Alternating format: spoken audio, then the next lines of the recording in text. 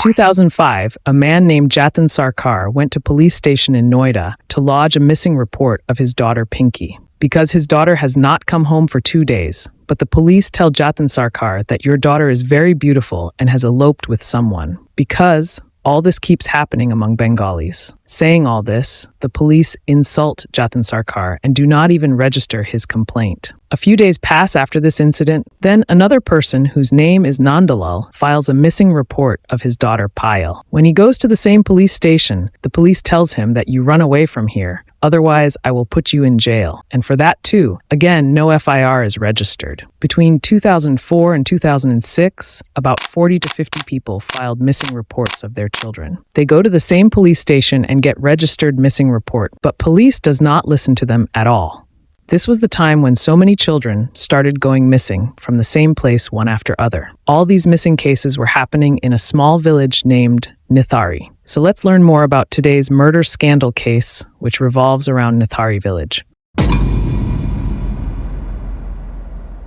Sector 31 of Noida is a place where only rich people live on one side. On the other side, there is a colony of poor people. The name of this colony is Nithari village. Most of the migrant workers live here. Some of them drive autos, some sell vegetables in carts, and some work as laborers. Basically, the financial condition of these people is not that good. Since 2003 to 2005, there were reports of some missing children since 2003, and this number of children was from 16 to 20 years. And most of the children came from the slums area of Nithari, and among them, not a single lost child ever came back home. Now you must be wondering what did the police do? They never found these children. Well, what happened here is that due to being in the slums and lower class, whenever a parent, they would go to the police, file a missing report of their children. So the police did not value them. They were chased away, saying that your slums children are always roaming around. They must have gone somewhere and will come back in a few days, which was true in some cases, but not all also. In some cases, it used to happen that the children themselves got fed up of their home and ran away from there. So in some parts, Noida police was right about this thing, but still the police did not write any complaint to anyone, even a single one. Then after the children went missing for almost 2 years, suddenly another case came to light in Nithari, February 2005. Rimpa Haldar, a 14-year-old girl, went missing from Nithari. Her parents tried hard to find her, but could not find the girl anywhere. So they tried to go to the police, but they were chased away from there for the same reason. Seeing that Rimpa's dad was a simple worker, he was thrown away from there. That is why, even after trying hard with the police many times, when he did not do anything, Rimpa's parents gave up and stopped searching for their daughter. A few months after the Rimpa's disappearance, some children were playing cricket in the area where that girl had gone missing. And in this area, there was a huge water tank, just below which there was a drain for the water to flow. Some children playing cricket, and the ball of these children fell into this drain while playing. There was a very foul smell coming from the drain. No child wanted to go here, but then 2 boys went in this train to get the ball. Suddenly, they noticed that a polythene bag was visible in the drain, which there was something like a hand. Seeing this, children ran away screaming. When this matter was told to the police, and now after seeing this, a huge crowd had gathered there. So instead of coming there and investigating, the police just tried to ignore this matter. And police told the people present there that you should forget this thing, that you saw a plastic bag here. So the policemen basically covered this thing up.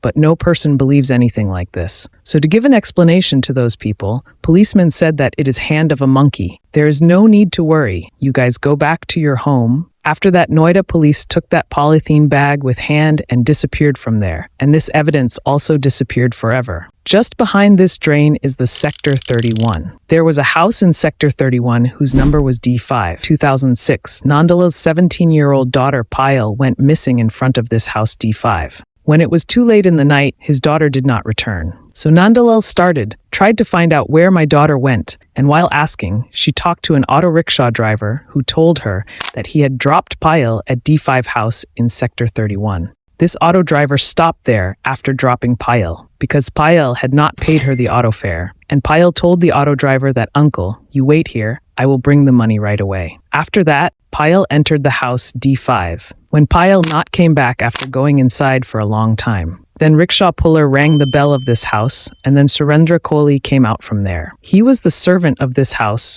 who had come to Delhi from Uttarakhand in search of work. And when the auto driver asked him, "Where is Payal?" he said that she had gone. But this was not possible because the auto driver was sitting at the D5 gate and he had never seen Payal going out from there. But to avoid this, that Surendra Kohli told the auto driver that she has gone from the back door. And after hearing this and accepting as true, this auto driver left from there. Now Nandalal, who was Payal's father, came to this house D5. There he rang the bell, but there was no one in that house at that time, nor was anyone outside that house. When Nandalal, like the other parents, went to the police to write a complaint about his daughter, but again he was also sent away from there saying that she was a girl and could have eloped with anyone. But Nandalal did not give up. Despite this, he kept going to the police for a whole month to file a complaint, but he was repeatedly chased away from there, saying that your daughter must have eloped with some boy. Seeing no option, Nandalal went to the SSP of Noida to seek help in June 2006. And as soon he met the SSP, he ordered the Noida police to investigate the case properly. The police had to take direct action, and the first thing they did was trace Payal's phone, due to which they came to know that yes, Payal's phone was active in this house till the evening of 7th May, and this phone was deactivated at the time of auto driver's departure. And what's more, the last number in Payal's phone records was that of Surendra Kohli. After this, police arrested the Surendra Kohli, because at this point, only the name of Surendra Kohli was coming up, and because he was the only one inside the house, Nandalal felt that he was one who had done something to my daughter, because there was a lot of organ trafficking going on at that time. So this was also one of the possibilities. But before the investigation could be completed, Surendra Kohli was arrested, and his owner Munendra Singh, the of D5 house, granted bail. Now, who is Munendra Singh Ponder? He had a transport business in Chandigarh, Shimla, Delhi, and all these places.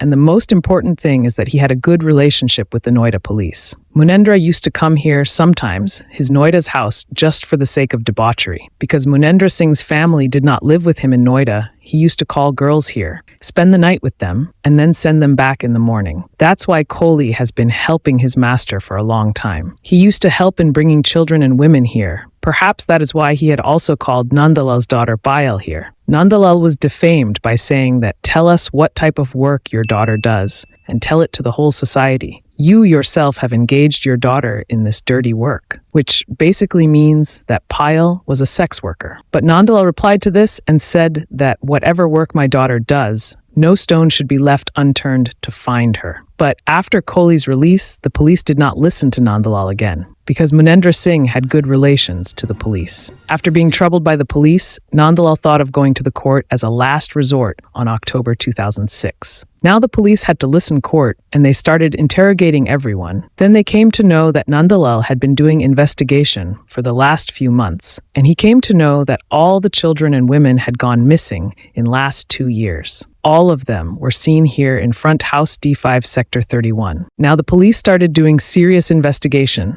and they reached back to the same drainage line from where everything had started. But this time, the police found more people there. More plastic bags were seen which were filled with bones of humans. Approx 17 sets of skull and bones were found in these bags, out of which 11 girls, and all these plastic bags were just behind D5. Again, it was a clear indication that Munendra Singh has done something. After this, Munendra and Kohli were arrested by the police on the 29th of December 2006. After which more plastic bags were found down the drain, which again contained many other parts, but these specifically contained remains of bodies. The police did not even know the exact names of the victims, because so many different parts were found in these bags. They were only able to do identification on DNA basis, because again, they had not written any report in the last 3 years. Now, as soon the news of finding foils and body parts came out, this thing went viral in the news, and whole country wanted answers as to what happened in Noida and what was going on in Noida since 3 years. That's why on 11th January 2007, the court handed over this case to CBI, so that they could extract some truth from these two.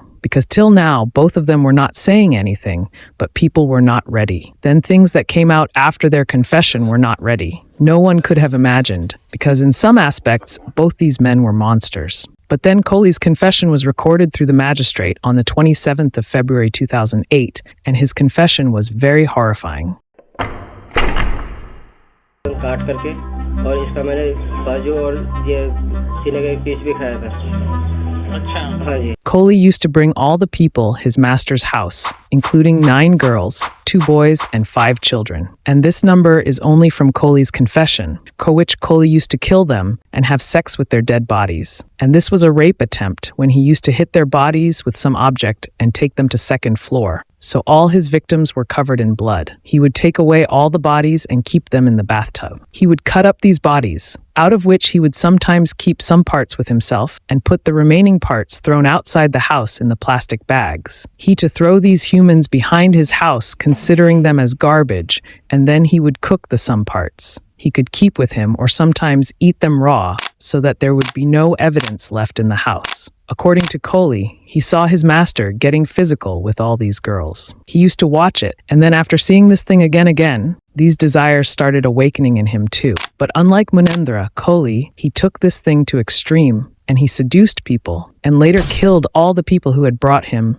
into his house. But here is something weird, because more than 20 people were murdered in this house, whom Kohli killed alone, according to him only. But then how can it be possible that no one heard the scream of any girl or boy in their neighborhood? But Dr. Vinod Kumar says that the precision with which these bodies were cut gives a hint that all the murders here took place. Organ trading was the motive behind this. But then Kohli's confession was different. He had done all this because of wild fantasies. At that point, the case had become very messy because it seemed that perhaps more people were involved in this case, and due to public pressure, the police was keeping an even more strict eye on the investigation. Here, one search had converted into such a big case, and on the other hand, the motive of Kohli and Munendra till not clear to anyone. There is no pattern in kidnapping people. Secondly, Kohli himself had said that he had committed all the murders during day, so how did no one hear anything? And one more thing. How can it be possible that the people never saw bodies being thrown into the drain? Nor did anyone complain about the foul smell in neighborhood, because when a body decomposes, it emits a very foul smell. So in the end, police thought that maybe organ trading was involved. All of them were murdered for the same reason, because there are many bodies in it, and it can be possible that there would be involvement of some other person in it. Because if organ trading is taking place in Noida,